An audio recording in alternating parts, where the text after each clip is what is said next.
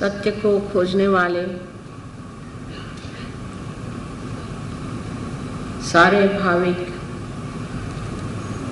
सात्विक साधकों को मेरा प्रणिपात।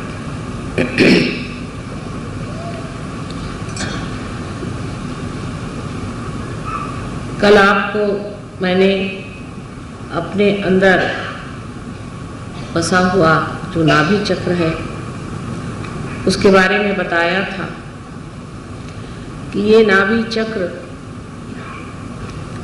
हमारे अंदर सबसे बड़ी शक्ति देता है जिससे हम अपने क्षेम को पाते हैं। जैसे कि कृष्ण ने कहा था योग क्षेम वहाम्यहम्, पहले योग होना चाहिए फिर क्षेम होगा। योग के बगैर क्षेम नहीं हो सकता, और क्योंकि हमने इस देश में पहले योग को खोजा नहीं, इसीलिए हमारा देश क्षेम को प्राप्त नहीं।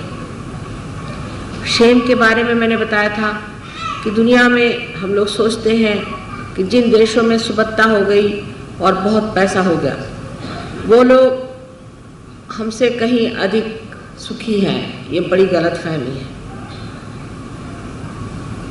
अभी मैं एक जगह वारणानगर महाराष्ट्र में वहाँ गई थी। वहाँ एक कोरे साहब हैं, उन्होंने बहुत मेहनत करके उस वारणानगर में सुबत्ता लाई। वहाँ पर जिस तरह से लंदन में बड़े बड़े डिपार्टमेंटल स्टोर्स हैं, इस तरह के स्टोर्स हैं और सब तरह के प्रसाधन वहाँ मिलते हैं। औरतों के लिए वहाँ पर सब शोभा के लिए ब्यूटी एड्स वगैरह सब कुछ है। वहाँ जाने पर लगता है कि जैसे कोई आप किसी विलायत के किसी अच्छे डिस्ट्रिक्ट की जगह पे आ गए।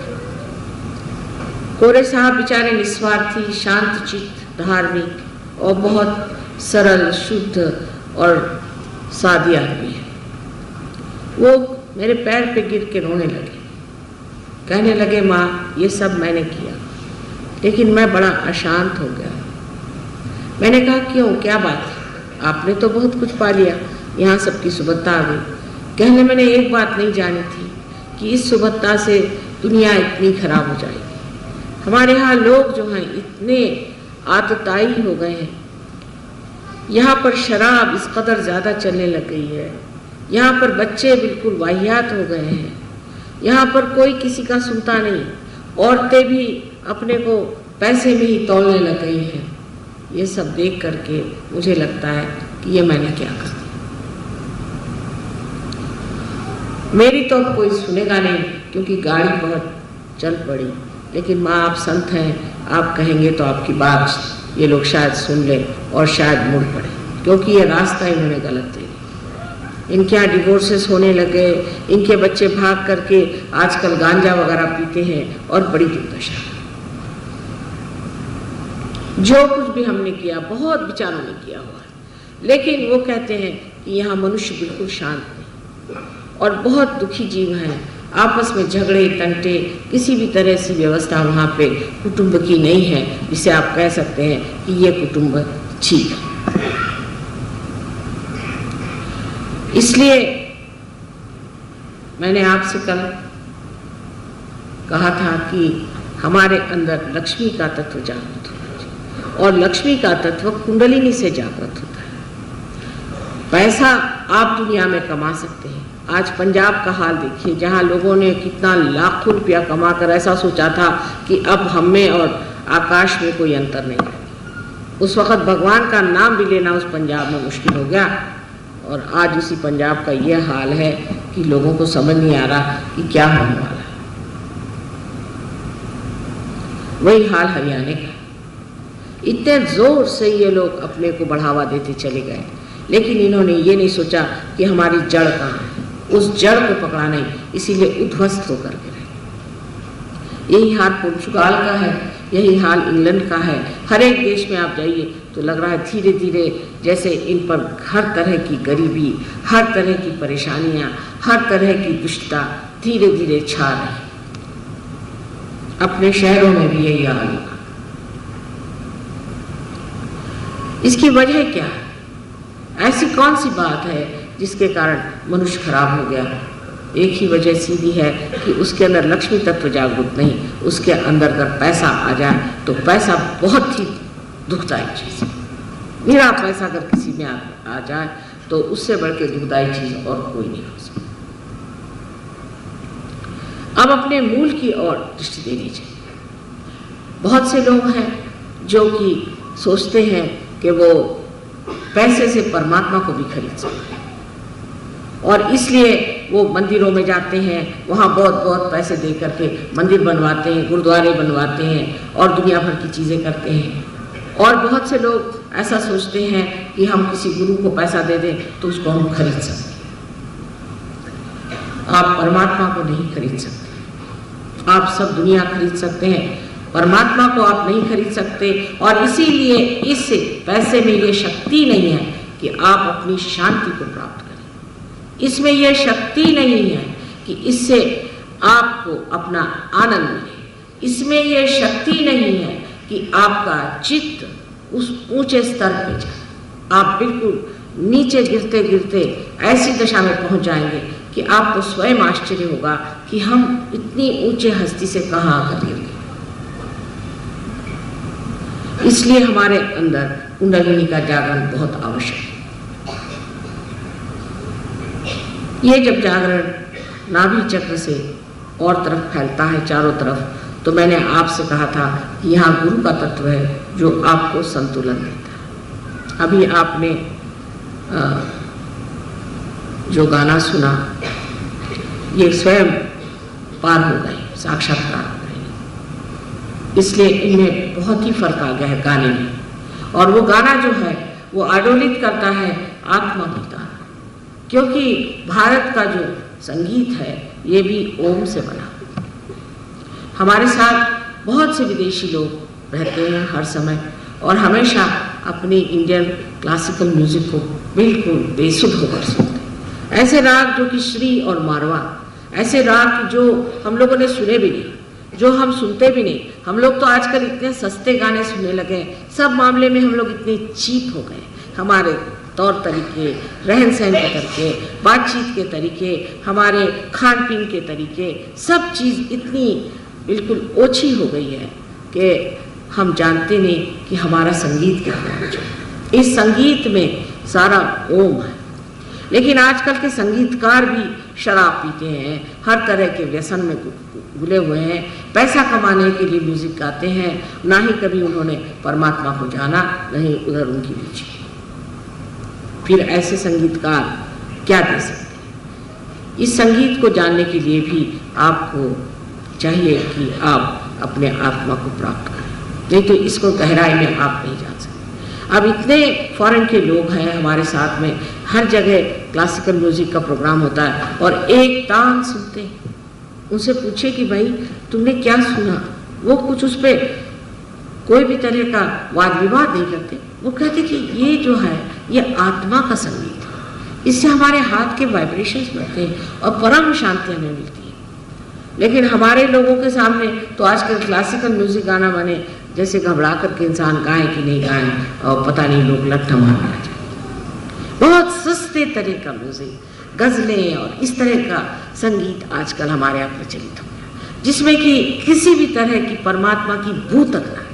इतना गंदा म्यूजिक आजकल हमारे यहाँ चलने लग गया है। न जाने कैसे आजकल हिंदुस्तान में लोगों ने ये सब चीज़ मान ली।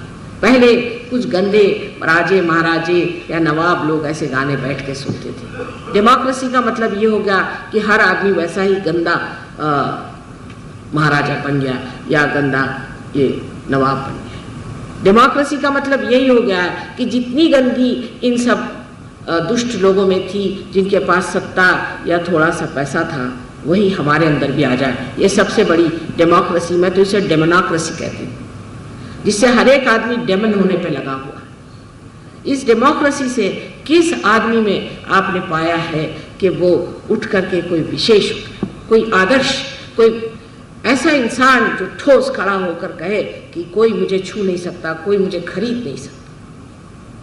इस देश में जितना भी राजकारण है, जब तक वो धर्म पे नहीं होगा तब तक यहाँ के राजकारणी लोग आएंगे, मिटेंगे, लोग थूकेंगे उन पर, लेकिन इनका राजकारण चलने नहीं। धर्म तक जब तक अपना नहीं हो सकता है, क्योंकि यह देश हमारा भारतवर्ष धर्म पे खड़ा है। जब तक धर्म पे हम राजकारण करना सीखेंगे नहीं, रामचंद्र जी का जब तक हम राजकारण लाएंगे नहीं, सोक्रेटिस का राजकारण हम जब तक लाएंगे नहीं, तब तक ये देश कभी भी आगे बढ़ नहीं सकता। ये देश की भूमि और है, इसकी जमीन और है, ये समझना चाहिए। इसकी आत्मा और है, इसको अगर छूना है तो महात्मा गांधी जैसे अपने धर्म पे खड़े, जिस आदमी के लिए आप हाथ उठाकर कह सकते थे कि यह आदमी शुद्ध, स्वच्छ और धर्म पे खड़ा हुआ, हमेशा परमात्मा को याद करने वाला। जो आदमी परमात्मा को याद नहीं करता और परमात्मा के प्रति जिसकी दृष्टि नहीं, इतना ही नहीं अपने जीवन में जिसके धर्म नहीं, वो इस देश में कभी सफलीभूत हो नहीं सकता। होगा लेकिन थूकेंगे लोग उस पर जब इतिहास लिखेगा तो कहेगा कि इस आदमी ने इस देश का घात किया। ये अपना देश ऐसा ऊंचा देश, इस देश के लिए जिनको भी कार्य करना पहले अपने धर्म पे खड़े, जिसको देखिए वही राजकारण में चला आता है। मैं देहात में गई, मैंने किसी से कहा कि भाई तुम क्या कर रहे हो? मैं राजकारण कर रहा हूँ। मैंने कहा ये कोई धंधा है? ये क्या चीज़ हुई राजकारण कर रहे? जैसे कि जो उठा वही राजकारण करने लगा। आज मैं आपके सामने जो चक्र बताने वाली हूँ, जिस पर श्री राम विराजमान है, और इसीलिए मैंने आपसे बताया कि श्री राम का राज इस संसार में आना चाहिए। सबसे पहले इसे हिंदुस्तान में आना, जिसने देश के कारण, लोगों के मत के कारण अपनी पत्नी का त्याग किया। हालांकि वो आदिशक्ति थी, वो जानते थे कि इनके कोई हाथ नहीं लगा सकता, तो भी कितनी बड़ी मिसाल उनके जीवन की हमारे सामने है, और कितने धार्मिक संकोचपूर्ण, कितने अनुकंपा से भरे हुए श्री राम। वो हमारे सामने आदर्श होने चाहिए, ऐसा हमारे सामने नायक होना चाहिए जिसे हम देखकर कहें कि ऐसे हम बने। आजकल आप सिनेमा का नायक देख लीजिए तो शराब पीता है, खूना खराबी करता है, हर तरह की गलत काम करता है। और नायक का मतलब क्या है? हिंदुस्तान में ऐसा नायक पहले नहीं होता था। ये अंग्रेजों के नायक होंगे या किसी, क्योंकि उनके यहाँ तो कोई था ही नहीं कायदे का आदमी। उनके यहाँ कौन? रामचंद्र जी हो गए। एक राजा ने अपनी 7 बीवियां के गर्दन काट डाले। बताइए, 7 रानियों के जिसने गर्दन काट दिए, वहां तो एक राजा साहब हो बैठे। वहां किसी भी राजा का आप जीवन बने तो इस कदर शराबी, गवाबी, दुनिया भर की उसमें गंदगी भरी हुई, और वो वहां का राजा है। और वहां तो भी ये कहना चाहिए होते हुए भी वहां लोग ये जानते हैं कि जब तक हम सही रास्ते से नहीं चलेंगे, राइचसनेस से नहीं रहेंगे, हमारा राज्य चल नहीं सकता। हालांकि वैसी बात है नहीं, क्योंकि उनके बुनियाद में ही ये बात नहीं। हमारे बुनियाद में क्या, एक से एक शिवाजी जैसे, क्या महाराजा शिवाजी जैसे, उनका चरित्र क्या था, कितने उज्ज्वल, माँ के भक्त थे, उनकी माँ कितनी तेजस्वी। एक एक को देखिए हमारे यहाँ, कि हमारा इतिहास भरा पड़ा है राणा प्रताप। मैं भी आ रही थी लाजपत नगर यहाँ से, मैंने कहा लाला लाजपत राय क्या आदमी थे। मुझे इत्तेफाक था उनके बारे में जानने का। मेरे पिता भी कांग्रेस में थे बहुत पुराने। मैंने एक एक आदमी देखे, क्या लोग थे। इनके जैसे लोग अब दिखाई नहीं देते। ये मरगिल्ले लोग इस देश में कहाँ से आ गए, मेरे समझ में नहीं आता। इनको क्या कहना चाहिए कि जो अपने को हिंदुस्तानी कहलाते और जिसके अंदर जरा सा भी ध्येय नहीं, कोई भी तत्व नहीं है, बगैर किसी तत्व के संसार में आप कैसे चल सकते? सारे देश आपकी ओर आपका देख रहे हैं कि ये इतनी बड़ी डेमोक्रेसी है, ये डेमोक्रेसी बन रही है, ये कुछ विशेष चीज। इसका एक ही इलाज है कि आप धर्म को प्राप्त करें। जब तक आपके देश में धर्म नहीं आएगा, आप चाहे दुनिया इधर से उधर कर लीजिए, ये देश आप शासन में नहीं ला सकते। यहाँ अराजकता आएगी, यहाँ अशासन। हमने अपनी इसमें देखा है, कभी भी हम देहात से जा रहे हैं, कहीं से भी जा रहे हैं, संतों के प्रति इतनी श्रद्धा हर एक जगह है, हर एक जगह। कोई मजाल नहीं कि कोई वहां पर अराजकता का काम करे। वो संतों की श्रद्धा, वो भक्ति का सागर जो है, उसे समेटना चाहिए। उस पर बुनियाद डाल करके जिस दिन हम अपनी देश की नई नींव डालेंगे, तभी हमारा देश असल में स्वतंत्र होगा। क्योंकि स्वतंत्रता, गांधी जी लड़े स्वतंत्रता के लिए। आज अगर वो जीवित होते तो वो कहते स्व का तंत्र खोजो, स्व का तंत्र ही सहयोग है। स्व के बारे में जानना ही स्वतंत्रता। ऐसा होना चाहिए और होगा भी, क्योंकि 14,000 वर्ष पूर्व नाड़ी ग्रंथ में लिखा हुआ है कि ऐसा होगा इस बात पर, और सारे दुनिया के देश यहाँ पर झुक कर आएंगे और हमसे सीखेंगे कि धर्म क्या और परमात्मा क्या। ऐसा होना चाहिए, लेकिन आप लोग सब अपने पर विश्वास रखें, सहयोग में गहरे उतरिए, तभी ये कार्य हो सकता है। हृदय चक्र जो है उसमें 3 उसकी साइड्स हैं, एक तो लेफ्ट, एक राइट और एक बीच की। लेफ्ट साइड में श्री राम का स्थान है। श्री राम जो पिता तुल्य, जो कि बेनोवेलेंट किंग है, जो सोक्रेटिस ने बताया ऐसे राजा थे जिनको सिवाय लोगों के हित के और कुछ सोचता नहीं। हित कैसे होगा, लोगों का ठीक कैसे होगा, उनका भला कैसे होगा। उन्होंने जो कुछ किया इस संसार में सिर्फ एक विचार से कि मनुष्य का भला कैसे। नंगे पांव वन में गए कि वहां की भूमि उनके चरणों से वाइब्रेट हो जाए। सारा नाटक खेला, दुखदाई नाटक था, शरीर तो उनका था ही जो सहन करता था, लेकिन यह सारा नाटक उन्होंने खेला सिर्फ दिखाने के लिए कि एक आदर्श राजा कैसा होना चाहिए, एक आदर्श पिता कैसे होना चाहिए, एक आदर्श पुत्र कैसे होना चाहिए। यह आपका राइट हार्ट है। अगर कोई भी इंसान का राइट हार्ट पकड़ता है, माने ये कि किसी भी इंसान में कोई पिता का दोष हो, समझ लीजिए उसके पिता की मृत्यु जल्दी हो गई, उसने पिता का सुख न देखा हो, या अगर उनका अपने पिता से संबंध ठीक न हो, या पिता अगर गलत रास्ते पे चलता हो, या वो पिता से दुश्मनी लिए हुए है, कोई सा भी पिता का जो तत्व है अगर खराब हो जाए तो ऐसे आदमी का राइट हार्ट पकड़ता है, ऐसे आदमी को आस्थमा होने का अंदेशा। अब देखिए कहां से बात कहां ला रही। इस वक्त आपको श्री राम का ध्यान करना चाहिए जब आपको अस्थमा, इससे आपका अस्थमा ठीक हो सकता है। अब आपके लेफ्ट हैंड साइड में जो हार्ट का चक्र का दोष होता है वो आपकी माँ की वजह से आता है। अगर आपकी माँ परमात्मा में विश्वास नहीं करती, आपको गलत रास्ते पे ले जाती है, या जरूरत से ज्यादा आपको प्यार करके आपको खराब करती है, तो वो भी माँ बड़ी दोषी है। यूंग ने अपने एक एक्सपेरिमेंट में ऐसा देखा कि एक इंसान आकर के उसे बार बार बताता कि मेरी माँ का मुझे स्वप्न आता है कि वो एक विच है, एक राक्षसी है, बार बार ऐसे मुझे स्वप्न आता। तो उसका उन्होंने लड़के से पूछा कि भाई तुम्हारा माँ का तुम्हारे साथ व्यवहार कैसा है। तो उन्होंने कहा भाई मेरी माँ तो ऐसी है कि मुझको इतना पैम्पर करती है, इस कदर उसने मुझे स्पॉइल करके रखा है कि मैं किसी काम का नहीं। उनका ठीक, इसका मतलब है तुम्हारी माँ जो विच है, जो तुम्हारी माँ राक्षसीन है, इसका स्वप्न तुम्हारे अचेतन से, अनकॉन्शियस से आ रहा है और तुमको बता रहा है कि संभल के रहो। एक आदमी बताता था कि मुझे अपने बेटे के बारे में ऐसा हमेशा सपना आता है कि वो सिंहासन पे बैठा है और उसके सामने मैं हमेशा नतमस्तक।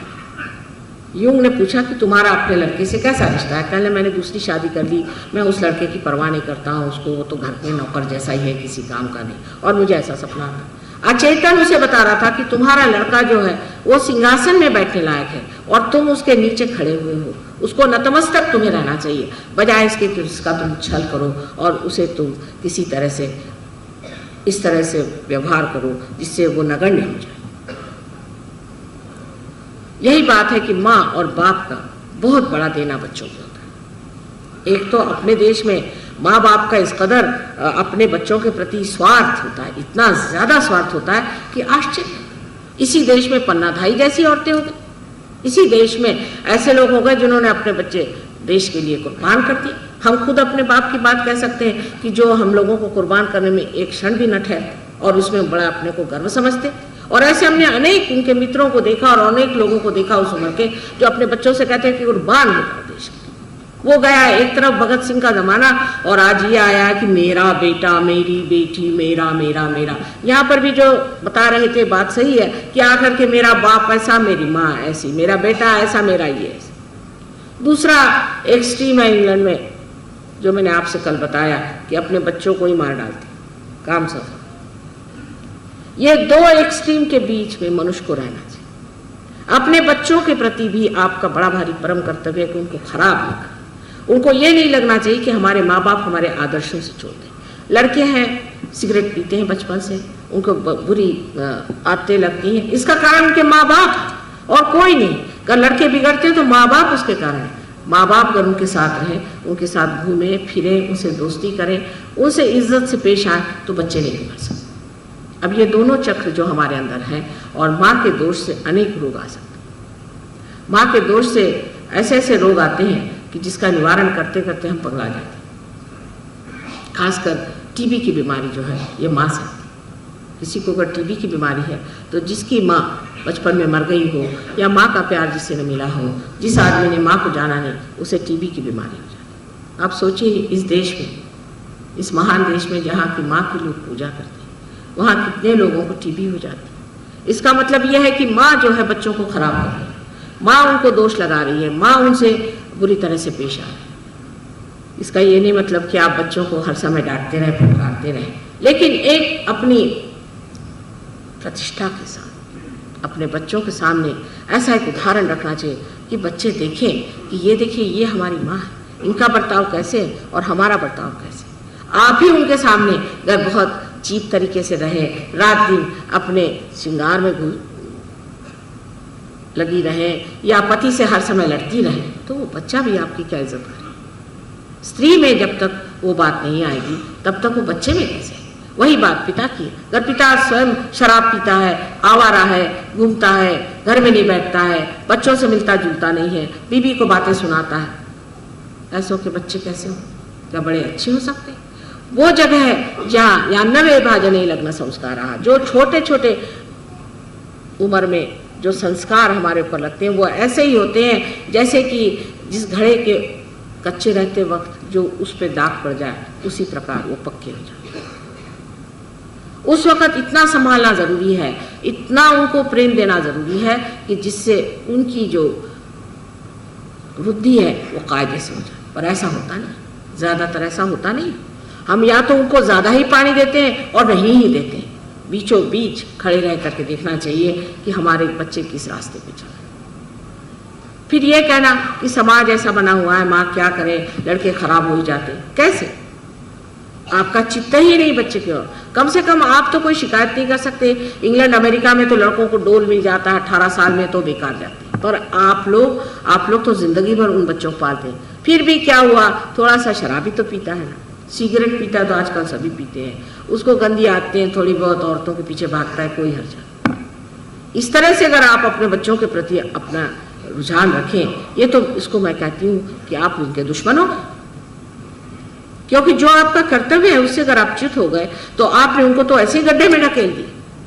यहाँ तक मैंने सुना है कुछ लोग जो अपने को बहुत अंग्रेज समझते हैं कि साहब मैं तो अपने बेटे के साथ बैठकर शराब पीता। क्या कहने आप? इस प्रकार की जिनकी मनोवृत्ति है, ऐसे लोग न जाने क्यों माँ बाप हो जाते हैं, और होने पर भी उन बच्चों को रात दिन खराब किए जाते। नहीं तो इतना बच्चों के साथ कड़ा ये होता है कि बच्चे घर से भाग खड़े हो जाते हैं, सोचते हैं हमारे माँ बाप को हमारे प्रति कोई प्रेम ही नहीं, उनको कोई दुलार ही नहीं। इसलिए मैं कहती हूँ कि आप सहयोग में अपने बच्चों को ले आए, पार होने के बाद फिर हम देख लेंगे, उसके बाद बात और हो जाती। पर पहले आप पार होइए। अगर माँ बाप की अकल खराब हो तो बच्चों को पार करा के भी क्या फायदा।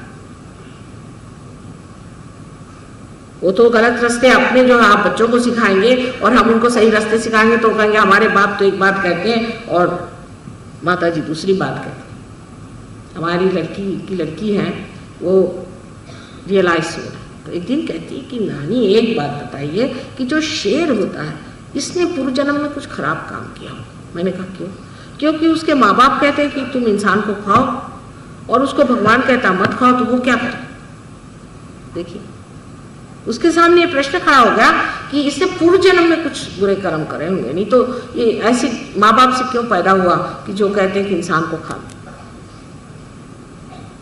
यही प्रश्न हमारे दिमाग में आना चाहिए कि आखिर ऐसा कौन सा हमने पूर्व जन्म में कर्म किया है कि जिसके कारण हम अपने बच्चों को ठीक रास्ते पर नहीं लगा सकते।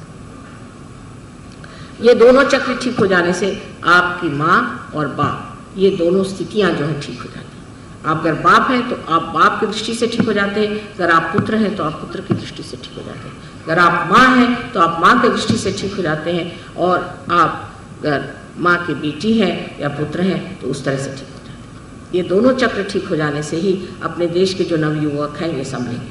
आप जानते हैं कि हजारों लोग परदेश में हमारे शिष्य, इनके माँ बाप तो पागल ही लोग हैं अधिक।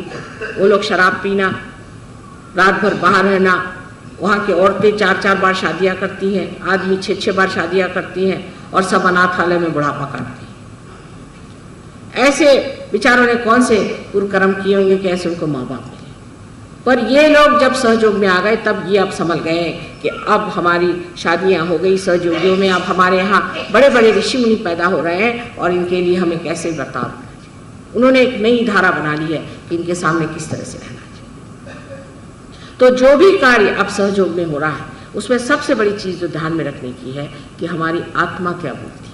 और आत्मा शब्दों से बोलती नहीं है, वो ये चैतन्य लहरियों से बोलती है और उसी से जाना जाता है कि हम कहाँ चल रहे हैं। अब बीच का जो चक्र है ये साक्षात देवी जगदम्बा का है, जो कि सारी सृष्टि की माँ है। ये जगदम्बा जो है ये भक्तों का रक्षण करती है। जो भक्त इस गोल जगह बनाई हुई जगह है जहाँ है, जहाँ पर कि भक्त लोग सब लोग भगवान को खोजते हैं, उनका रक्षण करते। उनके लिए उन्होंने राक्षसों का वध किया, उनका रक्त पिया, उनके भूतों के भूत खा लिए, उन्होंने संहार कर करके इन लोगों को छोड़ दिया। बहुत से लोग ऐसा कहते हैं कि भाई हिंदुओं की देवी देवताएं जो हैं ये बड़े क्रूर हैं और ये नॉन वेजिटेरियंस। तो मैं कहती हूँ कि अगर ये राक्षसों को देवी न खाए तो क्या आप लोग खाइएगा? इन राक्षसों को देवी न मारे तो क्या आप लोग मारिएगा? कंस को अगर कृष्ण नहीं मारते तो क्या आप लोग मारते? रावण को राम न मारते तो कौन मारता? उस पर बहुतों का ये कहना है कि ये तो देवी योनि के लोग हैं और ये सबको मारते रहते। इससे आप इस तरह का विचार न करने से आप जो दुष्ट और राक्षस है उनको सबके खोपड़ी पे बिठा दें,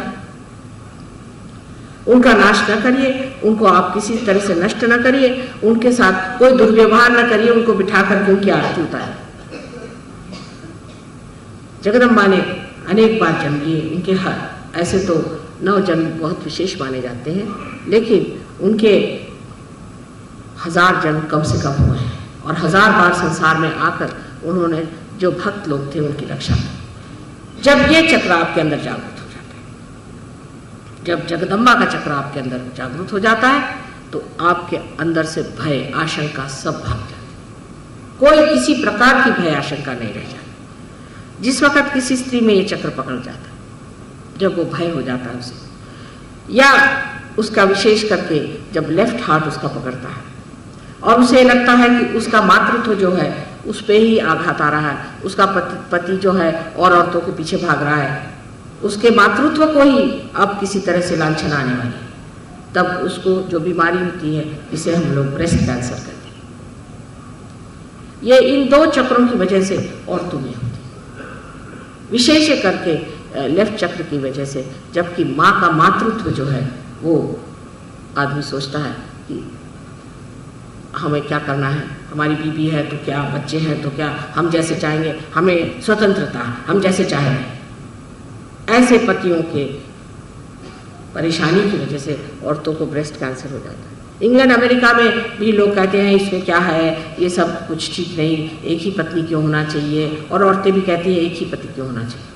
पर वहाँ फिर औरतों को ब्रेस्ट कैंसर क्यों हो जाता है और आदमियों को परेशानियाँ क्यों हो जाती? अगर ये चीज़ कुछ अच्छी होती तो उससे मनुष्य के नैसर्गिक चीज़ होती तो मनुष्य उससे सुखी होता। पर आपने कभी देखा है जिस आदमी ने अपने पत्नी को छोड़ा है और दूसरे आदमी के साथ स्वैराचार कर रहा है वो सुखी? तो इस वजह से हमारी जो विवाह संस्था है उसका बड़ा मान करना चाहिए और ये समझ लेना चाहिए कि अपनी पत्नी जो है ये घर की गृह लक्ष्मी, इसका अपमान करने से, इसको दुख देने से, इसको तकलीफ देने से हम अपनी घर की गृह लक्ष्मी को सता रहे हैं। अर्थात जैसे मैंने कल आपसे बताया कि गृह लक्ष्मी को भी इस योग्य होना चाहिए कि वो गृह लक्ष्मी, और यहाँ की औरतें तो हैं भी, जैसे ये पृथ्वी धरा है इस तरह से कितने पाप, कितनी तकलीफें अपने पति और ससुराल वाले और बच्चों से सहन करती रहती, बहुत सारी। लेकिन ये सब होते हुए ऐसी पत्नियों और ऐसी दुखी पत्नियों अगर कोई तकलीफ हो जाए तो उसके लिए हमें समझ लेना चाहिए कि इनके घर में ही कोई तकलीफ ऐसी बन रही है जिसके वजह से ये स्त्री बेचारी धीरे धीरे घूमती जा रही है। अब जो जगदम्बा का चक्र है उसकी वजह से जब पकड़ जाता है तो मनुष्य जो है वो निंदा हो जाता है, डरपोक हो जाता है, उसको भय सा रहता है, वो हर समय डरता है कैसे भाषण दें, क्या बोले, किससे क्या कहें, मुझे तो डर लगता है, मैं नहीं कह सकता। और जब उसका ये चक्र ठीक हो जाता है तब उसके अंदर धैर्य आ जाता है, वो उद्दाम नहीं होता, वो उद्धट नहीं होता, वो किसी तरह से अरोगंस नहीं करता, लेकिन उसकी भाषा में एक तरह की ममता उस माँ की जो उसके अंदर जागृत हो गई है, लेकिन वो किसी से डरता भी नहीं। ईसा मसीह का उदाहरण आप देख लीजिए कि जिन्होंने सूली पर चढ़ के ये कहा कि प्रभु ये लोग जानते नहीं क्या करें, इनको माफ कर दे, वही हाथ में हंटर ले करके उन्होंने सबको मारा था जो वहां पर चीजें बेच रहे थे। और जिस पर मारी मगदलिनी एक वेश्या थी, वेश्या का और एक संतों का क्या संबंध, कुछ हो ही नहीं सकता। जब लोग उसको पत्थर उठाकर मारने लगे तो उनके सामने जाकर के छाती खोल के खड़े हो गए और कहा कि तुम में से जिसने कोई पाप नहीं किया हो वो मुझे पत्थर मारे। ये हिम्मत, ये अपने पर विश्वास, ये देवी की कृपा से, माँ की कृपा से होता है। इसलिए हमारे यहाँ शक्ति को बहुत बड़ा मानते हैं, लेकिन हम लोग खुद ही अपने को शक्तिहीन कर लेते हैं। कितने लोग संसार में हैं जो ये समझते हैं कि माँ का स्थान बहुत ऊंची चीज है। श्री गणेश के ऊंचे स्थान पर इसलिए है क्योंकि वो अपनी माँ को ही मानते हैं और किसी को मानते नहीं, क्योंकि वो जानते हैं कि माँ ही शक्ति है। गुरु दुनिया भर के जो भी सही भी गुरु हो गए वो भी माँ को मानते हैं, वेद है वो भी मानते हैं। दुनिया में कोई भी ऐसा शास्त्र नहीं जो आदि माँ को न मानता। और हम भी माँ को मानते हैं, लेकिन हम ये नहीं जानते कि माँ चीज कितनी ऊंची है। कभी कभी ये भी होता है कि मनुष्य के अंदर आशंका और भय इस वजह से आता है कि उसको उसके माँ बाप से वो प्यार, वो संरक्षण हो सकता है उसे किसी और भी वजह से भय आ जाए, उसकी कोई सी भी वजह हो जाए, उसमें जाने की ज़रूरत नहीं। हम लोग साइकोलॉजिस्ट जैसे ये नहीं पूछते बैठते कि भाई तुम्हारे बाप कैसे, तुम्हारी माँ कैसी, तुम्हारा क्या है। ज़्यादा से ज़्यादा ये पूछेंगे कि तुम्हारे माँ बाप जिंदा हैं या नहीं। लेकिन जैसे ही वो जागृत हो जाता है, जैसे ही ये चक्र जागृत हो जाता है, मनुष्य एकदम शेर दिल हो जाता है, शेर दिल हो जाता है, क्योंकि देवी जी शेर पे ही विराजती है।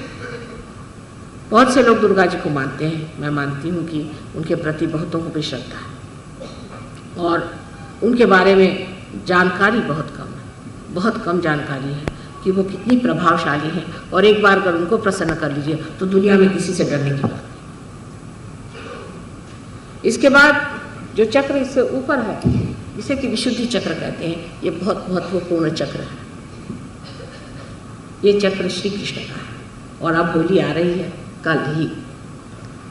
श्री कृष्ण के चक्र पे जितना कहे सो कम। इस चक्र में 16 कलियां हैं, 16 कलियां हैं क्योंकि 16 उनकी कला है श्री कृष्ण।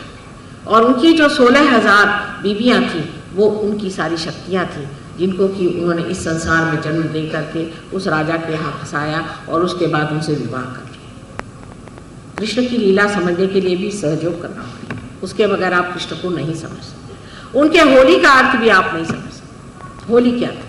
होली में यही था कि जो पानी जमुना जी में बहता था उसमें श्री राधा के पैर पड़ने से वो चैतन्यमय हो जाता। उस पानी को घघरी में ले करके उसमें लाल रंग घोल करके और जब वो किसी के पीठ पर छोड़ते थे तो वो असल में उनकी कुंडलिनी ही जागृत करती। उन्होंने जब बचपन में जो कुछ उनकी लीलाएं की सब में सहयोग किया। उस वक़्त कोई ऐसे हॉल नहीं बने हुए थे, ऐसे परमात्मा को खोजने वाले लोग नहीं थे, कोई इस तरह की व्यवस्था थी, ऐसे यंत्र नहीं थे। ये तो सब अब देन हो गई है अपने साइंस की, जिसको हम इस्तेमाल कर सकते हैं। उस वक़्त उन्होंने जो लीलाएं करी वो सब लीला सिर्फ सहयोग की। जैसे कि गोपियाँ थी, वो जब पानी भरने जाती थी तो अपने सर पे घघरी रख के जब वो लौटती थी तो पीछे से उनको कंकड़ मारती थी। उससे वो जो पानी था जो चैतन्य में उनके पीठ की रीढ़ की हड्डी पर दौड़े, जिससे इनमें जागृति होती। रास माने रा माने शक्ति और स माने सहित। जैसे सहज है वैसे हाथ में सबके हाथ पकड़ करके और अपनी शक्ति सब में वो दौड़ा, और इसी को वो रास कहते। ये रास लीला जो होती थी उसी से वो शक्ति दौड़ा करके और लोगों को जागृत करती थी। मैं जब अमेरिका में पहली मर्तबा गई तो वहाँ पर एक इंजीनियर लॉर्ड साहब मिले। उन्होंने कभी भी उन दिनों में, मैं तो गई भी थी 73 में, उन दिनों में उन्होंने कोई कृष्ण के बारे में सुना नहीं था, और ओहायो में बिल्कुल बीचों बीच अमेरिका के रहते थे, उनको कुछ मालूमात नहीं थी। लेकिन जब उनको रियलाइजेशन हुआ तो मुझे कहने लगे कि माँ मैंने एक अजीब सी चीज़ देखी रियलाइजेशन के वक्त। मैंने कहा क्या देखा? कहने लगे मैंने देखा कि बहुत से हम लोग बच्चे खेल रहे हैं और एक बड़ा प्रदीप लड़का है जिसका रंग थोड़ा सांवला है लेकिन बड़ा प्रदीप्त है, और वो हम लोग का पिरामिड बनाकर हमारे ऊपर चढ़ गया, और ऊपर में एक लकड़ी, एक मिट्टी का घड़ा रखा हुआ था, पॉट रखा हुआ था, उसको उसने अपने हाथ की एक लकड़ी से तोड़ा और वो हमारे सबके ऊपर धड़ धड़ धड़ देखिए बहने लगते, और बहने लगते ही हमारे अंदर एकदम चैतन्य आने लगा। उसने जो बात बताई तो मुझे बड़ा आश्चर्य हुआ कि इसने कैसे जाना। उसने कभी जाना नहीं था कि गोपाल काला क्या होता है और ये जाकर के ऊपर क्यों तोड़ते थे। यही उनकी लीला थी जिससे वो सबके सहस्त्रार पर चढ़ के और वहां से वो पानी तोड़ते थे, जिससे सबके ऊपर धर धर धर धर पानी नीचे आ जाए, जिससे लोग जागृत हो जाए। उनकी सारी लीलाएं जितनी थी सब सहयोग की थी, और उन्होंने जो कृषि की है इसीलिए उनको कृष्ण कहा जाता है। उन्होंने जो कृषि की है वही आज बढ़ करके आप लोगों के रूप में मेरे सामने आज वो तैयार चीज आई हुई है, जिसको कि उसके फल का देना मेरे लिए बाध्य है, मुझे देना ही होगा। ऐसे कृष्ण के बारे में क्या कहें और कितनी बातें बताएं। गीता जिसके बारे में लोग हजारों बातें करते हैं, समझने के लिए भी आपको सहयोग में आना चाहिए, उसके बगैर आप गीता भी नहीं समझ सकते। सिर्फ गीता पढ़ पढ़ के कुछ गीता समझ में नहीं है। गीता जो जिसने सुनाई है वो कौन थे पहले उनके बारे में जान लेना चाहिए। बड़े होशियार थे, होशियारी नहीं थे वो उस वक़्त के राजदूत से, और डिप्लोमेसी का बिल्कुल जो अर्थ है, इसेंस है, उसको जानते। अब डिप्लोमेसी का क्या इसेंस है कि कोई ऐसी एब्सर्ड बात करो जिसके करने से आदमी मुंह के बल गिरे। कृष्ण का खेल जो है उसको समझने के लिए पहले आपको सहयोग में उतरना चाहिए। अच्छा मैं समझाने की कोशिश करती हूँ लेकिन आप समझने की कोशिश करें। जैसे कि उन्होंने शुरू में ही बता दिया, क्योंकि दुकानदार तो थे नहीं कि पहले बुरी चीज़ दिखाओ फिर धीरे धीरे अच्छी चीज़ दिखाओ, तो उन्होंने पहले ही बढ़िया चीज़ दिखा दी। उन्होंने कहा कि आपको ज्ञान होना चाहिए। ज्ञान माने क्या? बुद्धि से नहीं, बुद्धि से नहीं, ज्ञान माने आपके सेंट्रल नर्वस सिस्टम में आपने जानना चाहिए, आपको प्रचिति होनी चाहिए कि परम क्या है, जिससे आप स्थित प्रज्ञ होगी। साफ साफ उन्होंने दूसरे ही चैप्टर में कह दिया, व्याख्या दे दी कि सहयोगी कैसा होना चाहिए।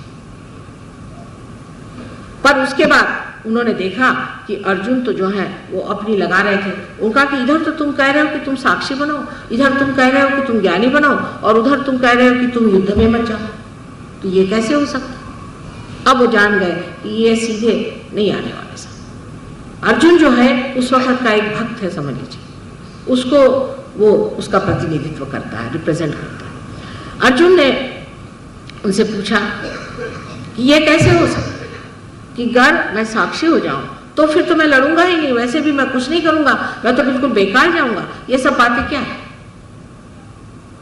सो कृष्ण ने कहा अब इनको सीधी तरीके से समझाने से नहीं होगा, उल्टी तरीके से समझाना। तो पहली चीज उन्होंने जो बताई वो बताई बहुत मजेदार तरीके से, कर्म कि बेटे तुम कर्म करते रहो और सब कर्म परमात्मा के चरण में डालो। हो ही नहीं सकता, एब्सर्ड। बहुत से लोग आके कहते हैं माता जी हम जो भी कर्म करते हैं वो हम परमात्मा के चरण में डालते हैं। मैंने कहा अच्छा ये कैसे? फिर आप कर्म ही नहीं करते, अगर आप परमात्मा के चरण में डालते तो आप ऐसा क्यों कहते हैं कि मैं जो कर्म करता हूं।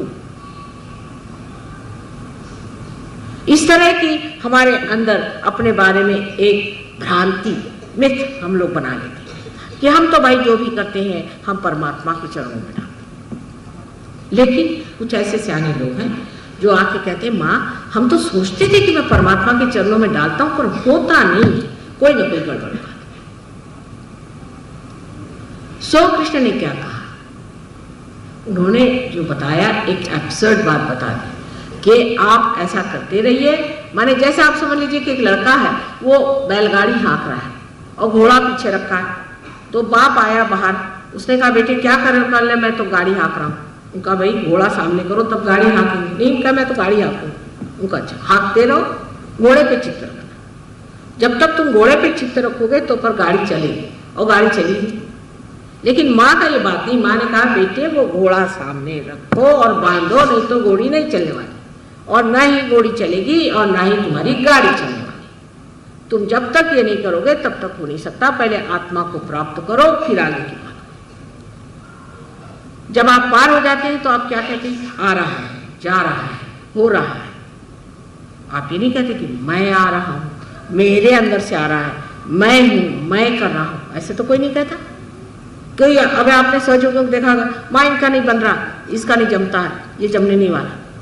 थर्ड पर्सन में, तृतीय पुरुष में आदमी बात कर रहा था, अकर्म।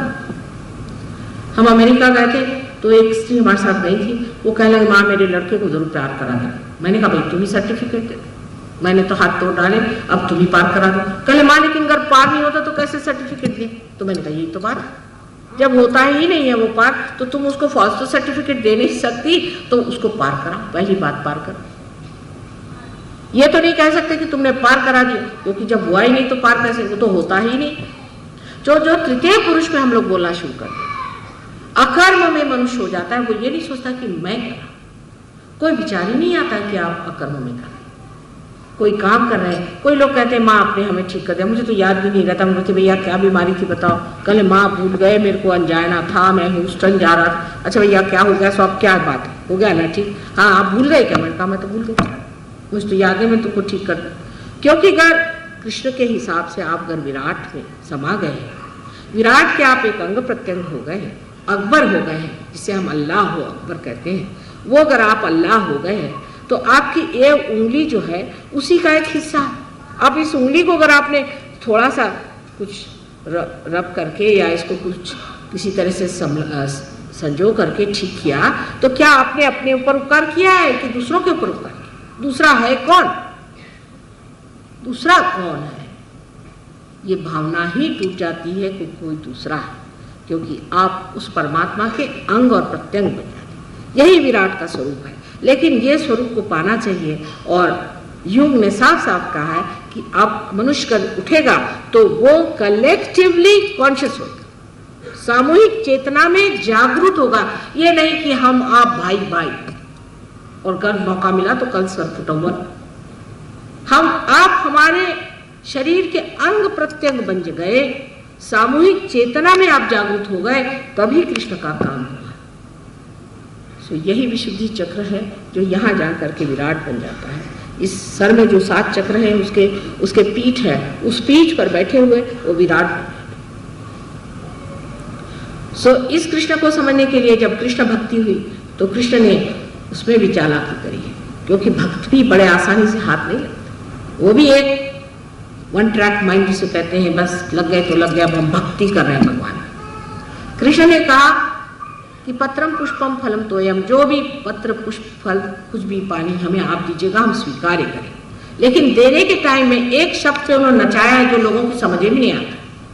कहा है कि लेकिन तुमको अनन्य भक्ति करनी होगी, अनन्य, जब दूसरा नहीं रहता, जब आप हमारे अंग प्रत्यंग हो जाते हैं, जब पराभक्ति में आप उतरते हैं, तब हम लेंगे, उससे पहले नहीं। लेकिन अनन्य शब्द को तो हम खा गए, और बड़े बड़े लेक्चर लोग देते हैं, मैंने देखा हुआ, घंटों लेक्चर दे। सीधे 3 इसमें आप समझ सकते हैं, उनका कर्मयोग, उनका ज्ञान योग और उनका भक्ति योग। अगर परमात्मा को पाना है तो पहले उसके अंग प्रत्यंग बनना चाहिए, अनन्य होना चाहिए। जब तक आप अनन्य नहीं है, अनन्य भक्ति जो है उसको प्राप्त होना चाहिए। ये कृष्ण ने साफ साफ कह दिया। लेकिन जो पंडित होते हैं और जो वेदाभ्यास करते हैं, वो शायद चश्मे की वजह से वो चीजें देखते ही नहीं जो देखने की होती है। और कृष्ण को समझने के लिए तो एक तीक्ष्ण दृष्टि चाहिए, क्योंकि बुद्धि की बिल्कुल पराकाष्ठा है। आपको उसके सामने आप ठहर ही नहीं सकते, उनके बुद्धि के सामने। इतने प्रकाशमान बुद्धिमान वो हैं, और वो चाहते हैं कि आपको ज़रा नचाएं जिससे आप ठीक रास्ते पर आए। अब मैं नाचो बहुत गोपाल। और जब ये आप उससे कहिएगा कि भैया आप बस नचाना बंद कर और मुझे तो बस अपने आत्म साक्षात्कार में उतार ले, तभी वो करती है। इसीलिए उनका कि मुझे तू शरणागत हो जा, कृष्ण को शरणागत हो जा। तो इस विशुद्धि में बसे हुए श्री कृष्ण जो हैं, इनको आपको जागरूक करना पड़ेगा। जब तक ये जागरूक नहीं होंगे आपको विशुद्धि चक्र की तकलीफ रहेगी। अब विशुद्धि चक्र में भी 3 अंग है, राइट, लेफ्ट और बीच में। जब श्री कृष्ण बाल्यावस्था में थे, जब उनका जन्म हुआ, जब उनकी बहन विष्णु माया थी, तब उनका लेफ्ट साइड में यहाँ पर प्रादुर्भाव होता है बाल कृष्ण की तरह। और जब वो बड़े होकर के राजा हो गए तो उनका बीचों बीच यहाँ पर विट्ठल, जहाँ पर कि वो राजा बन करके और द्वारिका में राज्य करते थे, और बीचों बीच साक्षात श्री कृष्ण जो कि हर हालत में श्री कृष्ण है। इस तरह से चक्र के 3 अंग हैं। अब जिनकी आदत बहुत ज़्यादा डांटने की, चिल्लाने की, चीखने की, और दूसरों को अपने शब्दों में रखने की, और दूसरों को बुरी तरह से बात करने की, और दूसरों को दुख देने की अपने शब्दों से, ऐसी आदतें जिस आदमी को होते हैं, उसकी राइट विशुद्धि पकड़ जाती है और उससे अनेक रोग उसे हो जाते हैं।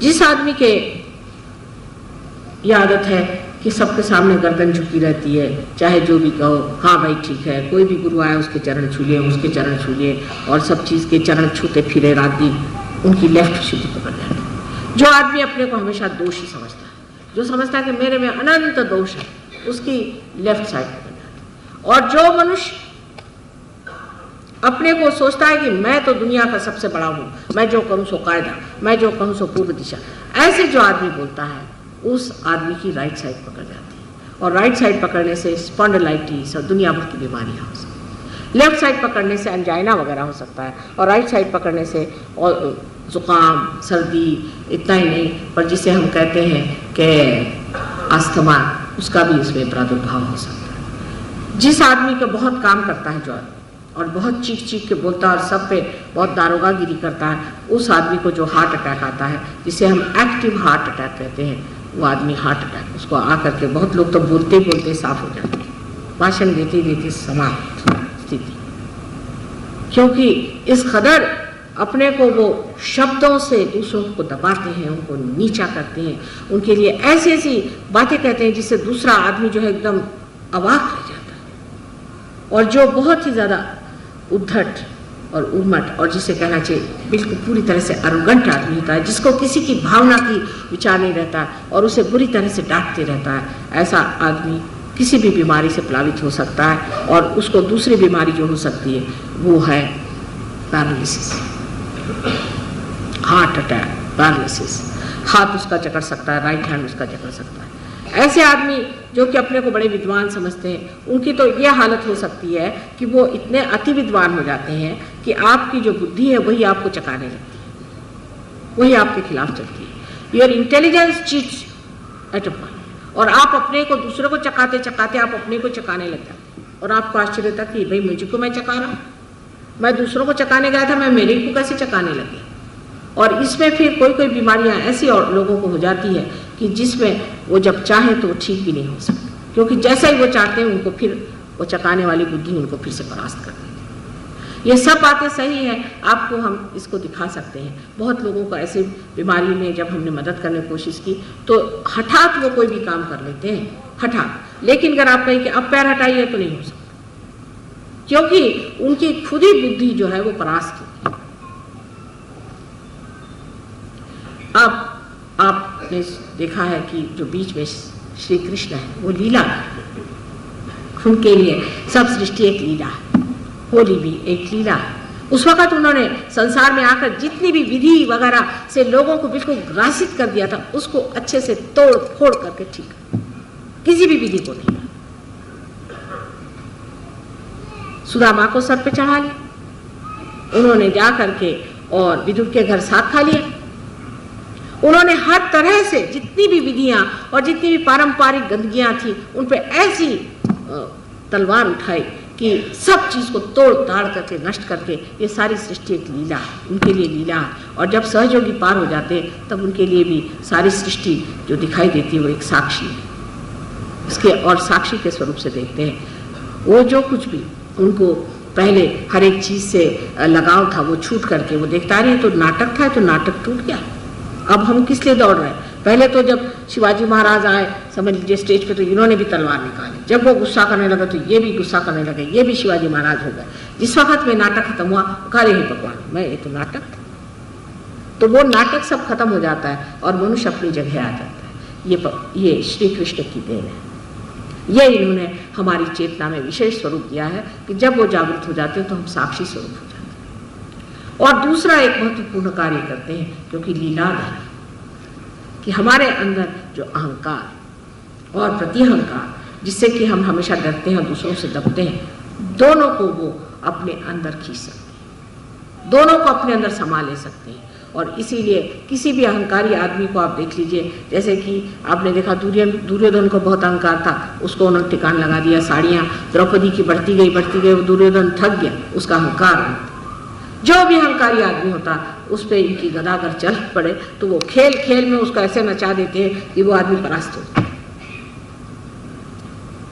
उसी प्रकार अगर कोई दब्बू आदमी है या कोई आदमी जो समाज से दबा हुआ है, जो दरिद्री है, इसके पास सुदामा जैसे, उसका मान करना, उसके मित्रत्व को इतना बढ़ावा देना और उसके लिए इस कदर दिल भर के, दिल खोल के उसके लिए सब कुछ देना, ये भी काम श्री कृष्ण का है। उनकी महिमा जितनी गाई जाए सो कम है। आज 6000 वर्ष हो गए वो यहाँ पधारे थे, उनको किसने जाना? सिर्फ गीता उन्होंने सिर्फ अर्जुन से बताई और किसी से बताया नहीं। पर लिखाई किससे वो सोचना चाहिए। देखिए कृष्ण की लीला हर जगह किस तरह से बंधनों को तोड़ती है। उन्हें लिखाई उससे जो व्यास जो पराशर का लड़का था, लेकिन वास्तव में वो एक ढीमरनी का लड़का था और वो भी किसी कायदे कानून का नहीं, बेकायदा।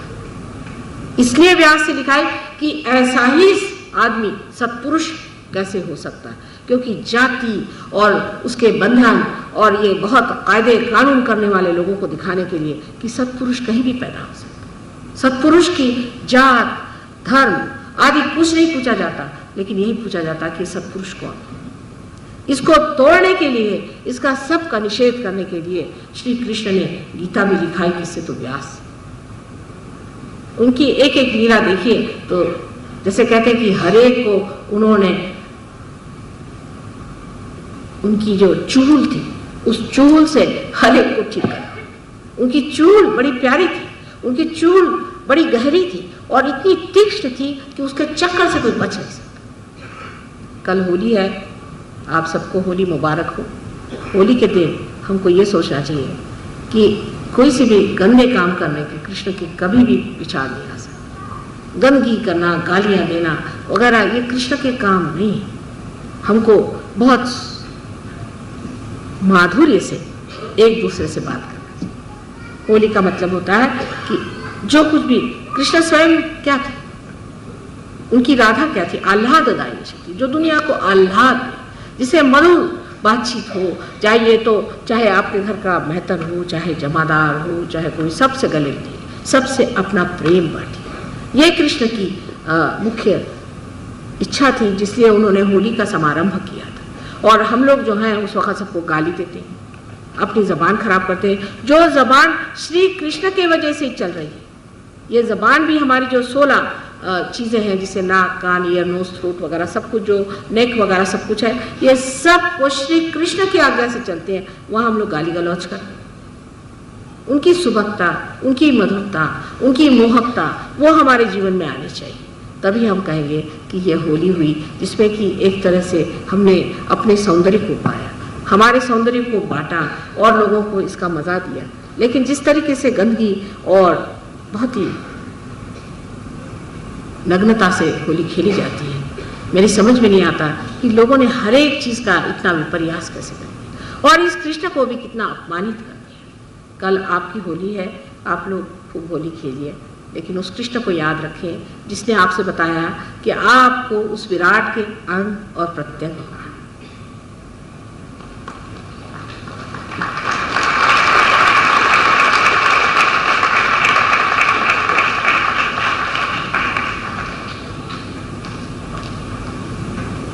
अब आपको कोई प्रश्न हो तो आप थोड़ी देर मेरे से प्रश्न पूछ लें, लेकिन अधिकतर लोगों की तो इच्छा होती है कि माँ तुम आपने सेल्फ रियलाइजेशन को बुलाया, बेटा जरा बैठ जाइए, इतनी जल्दबाजी नहीं। आपने सेल्फ रियलाइजेशन के लिए बुलाया तो माँ प्रश्न ही मत पूछे, क्योंकि सब बेकार के प्रश्न लोग पूछते हैं। पर मैं नहीं सोचती कि सब लोग बेकार के प्रश्न पूछते हैं। यहाँ ऐसे बहुत से हैं जो परमात्मा को खोज रहे हैं। ये नहीं कि यहाँ पर सिर्फ आए हैं कि जैसे कोई पार्लियामेंट में सवाल होते हैं, उस तरह के सवाल करने की यहाँ ज़रूरत नहीं। मैं कोई इलेक्शन को खड़ी नहीं हूँ और मुझे आपसे कोई मत नहीं चाहिए, मुझे आपसे कुछ भी नहीं चाहिए। आपको क्या मुझसे चाहिए वो जान लेना चाहिए। आपको कुछ मुझसे मिलने का, आपको कुछ देने का, आपको मुझसे लेने का है, आपको मुझे कुछ देने का नहीं। सिर्फ आपको अगर कुछ देने का है तो आप अपना हित मुझे दीजिए, अपना क्षेम मुझे दीजिए, अपना श्रेय मुझे दीजिए। एक माँ को सिवाय इसके कि अपने बच्चे अपने ही जैसे उच्च हो जाए और कोई चीज़ की ज़रूरत नहीं। वो चाहती कि जो मेरी जितनी शक्तियाँ सब मेरे बच्चे बांट लें, सब उनके अंदर जागृत हो, वो सब कुछ पा लें, बस यही आंतरिक इच्छा उसको होती है। इसलिए जो कुछ भी आप प्रश्न करें उसमें आप अपनी उद्दामता या अपना आप पाखंड दिखाने की ज़रूरत नहीं। सात्विकता से आप ऐसे प्रश्न पूछें जिससे कि आपको कुछ लाभ हो और सभी जन को लाभ हो। क्योंकि बहुत से लोग यहाँ पर बेकार में, आप कल उन्होंने सवाल एक पूछा कि सिद्ध योग, अब मुझे क्या मालूम कि सिद्ध योग ये गुरुजी महाराज कर रहे हैं, मुझे नहीं मालूम था। इनके नाम किसी ने भी कोई नाम भरा, सिद्ध कहाँ से हो रहा है? उनके तो जो शिष्य आते वो तो नाच नाच के उनकी हालत खराब, गांजा पीते, ये करते वो करते, वो कहाँ से सिद्ध योग सिखाएंगे? काहे की सिद्धि उन्होंने पाई थी? ऐसे ऐसे बड़े बड़े नाम रखा लिए, किसी का नाम भगवान आनंद, किसी का नाम ढोंगानंद, कुछ ऐसे नाम रख लेने से कोई बड़ा हो जाता है क्या? आप लोग भी अपना अकल इस्तेमाल करें कि कोई कहे सिद्धानंद तो क्या सिद्ध हो गया? कुछ भी नाम अपना लगा लेने से कोई बड़ा हो जाता है? इसलिए इस तरह के प्रश्न कल पूछे, मुझे तो पता भी नहीं कि क्या क्या नाम से लोग बेचते हैं। ये तो वैसा ही हुआ कि आप कागज की नाव बनाइए और उसमें नाम लगा दीजिए कि फलानी नाव, आप बैठिएगा उसमें। इसलिए जानना चाहिए कि असलियत को पाने की हिसाब से यहाँ पाए। अगर आपको और जगह कुछ मिलता हो तो आप चले जाइए, मुझे कुछ कहने का नहीं, लेकिन आप यहाँ पर असलियत पाने के लिए आए। नकली चीज़ों से मेरा कोई वास्ता नहीं। आपको अगर असलियत चाहिए तो आप उसे पा सकते हैं और उसके लिए मैं सहृदय पूरी कोशिश करूँगी कि आप उसे पाइए। लेकिन नकली चीज़ों के लिए मेरे पास कोई जगह नहीं है और मैं चाहती नहीं जिनको नकली चीज़ें करना वो जा सकते हैं। बहुत सी दुकानें खुली हुई हैं, आप जाएं, पैसा दें, वहाँ जा कर के जो करना है करें। लेकिन यहाँ पर आपको असलियत चाहिए हो तो आप आइए और वैसे ही प्रश्न करें, और बेकार के प्रश्न करने की कोई ज़रूरत नहीं। अब आप मुझे प्रश्न कर लें, लेकिन कायदे के प्रश्न हो, नहीं तो मेरे कोई ज़रूरी नहीं कि मैं आपके सारे प्रश्नों का उत्तर दूँ। ये भी बात है, क्योंकि मैं कोई आपसे किसी तरह से बंधी नहीं हूँ।